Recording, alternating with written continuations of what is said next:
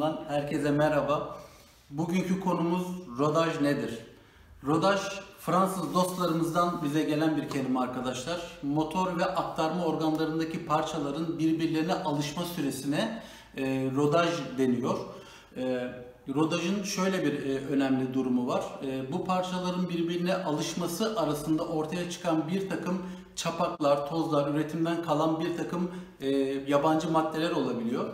Dolayısıyla hem bu maddelerin atılması hem de bu parçaların birbirine alışması için, daha koordinasyonlu, daha sorunsuz çalışması için bir rodaj dönemini atlatmak gerekiyor arkadaşlar. İki çeşit rodaj var. Birincisi sıfır, yani yeni alınmış bir araçtaki ya da bir motordaki rodaj süresi. İkincisi yenilenmiş bir parçanın içerisindeki rodaj süresinden bahsediyor. Şimdi şöyle söyleyelim. Birincisi rodaj yapmak için ne dedik? Parçaların birbirine alışması gerekiyor.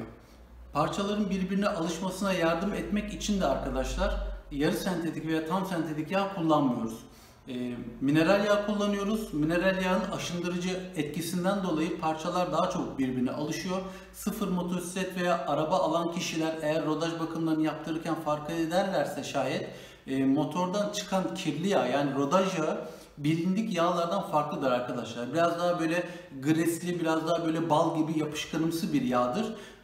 Fabrikanın bu yağ koymasındaki sebep bütün çapakları, pislikleri toplaması ve filtrede biriktirmeye yardımcı olmasından dolayı bunu kullanıyorlar. Dolayısıyla rodaj süresi bittikten sonra çoğu motosikletin kullanma kılavuzunda yazar. Yarı sentetik yağ geçebilirsiniz, tam sentetik yağ geçebilirsiniz diye yazabilir. Mutlaka bunlara bakmak lazım. Şimdi rodaj nasıl yapılır?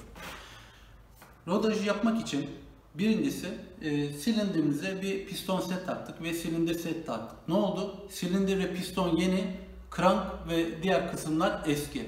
Dolayısıyla bunların birbirine alışması için bir zaman geçmesi gerekiyor. Aynı bizim işe girdiğimiz zaman işe alışmak için geçen süreye ne diyoruz?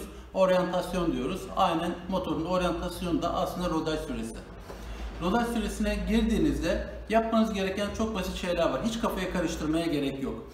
Birincisi alıştırmanın çok yumuşak bir geçişle olması gerekiyor. Bu nedir? Rodaj süresinde motosikleti kademeli olarak zorlayabiliriz arkadaşlar. Zorlamamamız gereken sebep şu. Yokuş yukarı çok yüksek bir şekilde abanmak. Yani motor yükteyken rodaj yapılmaz. Motor rahatken rodaj yapılır. Düz yolda kademeli olarak motoru yorabilirsiniz. Yani yüksek devirlere çıkabilirsiniz ki bizim motosikletimiz en fazla 5500-6000 devre yakın çeviriyor. Zaten fazlası yok. Dolayısıyla yapabilirsiniz. Eğer motoru açmak istiyorsanız, yani rodajı biraz daha böyle motoru açayım diyorsanız rampa aşağı basabilirsiniz. Ama rodaj yokuş yukarı yapılmaz. Motosiklet yükteyken yapılmaz. Yani iki kişi binerek veya çantaları atayım üzerine de uzun yola çıkayım diyerek rodaj çok yapılmaz. Yapıyorsanız da bunun bir ağırlık dengesinin olması gerekir. Motoru yormayacağız ki rodaj süremiz sıkıntısız, sorunsuz bitsin. Onun dışında rodaj süremiz ne dedik? 700 km, 1000 km. Bittikten sonra hemen motor yağımızı, daha doğrusu bizim şanzıman yağımız var ama şanzıman yağımızı değiştiriyoruz. Ya da pistonumuzu, silindirimizi çıkarıp bir güzel temizleyip tekrar yerine takıyoruz. Taktıktan sonra tekrar hemen yağımızı koyup devam ediyoruz arkadaşlar. Yani rodaj şu: motosikleti yormadan kademeli olarak devir yükselterek, belki düşük viteste yüksek devir olabilir. Yüksek devir, yüksek viteste ortalama devirler, bir üst devirler olabilir. Motosikleti yormadan düz bir bölgede gezinti amaçlı çıkıp da motosiklete alıştırılacak bir durumdur rodaj süresi. O yüzden oradan buradan çok fazla kirli bilgi var internette. Yok rodaj şöyle yapılır, rodaj böyle yapılır. Rodajın böyle çetrefilli bir özelliği yok arkadaşlar. İçerisinde yeni bir parça varsa mineral yağla başlanılır. Ondan sonra rodaj süresi içerisinde motosikleti yormadan, İlk çalıştırdığınızda ısıtarak, istop etmeden önce de biraz rölantide çalıştırıp istop ederek motosikletin rodaj süresini güvenle tamamlayabilirsiniz. Kendinize iyi bakın. Hoşça kalın.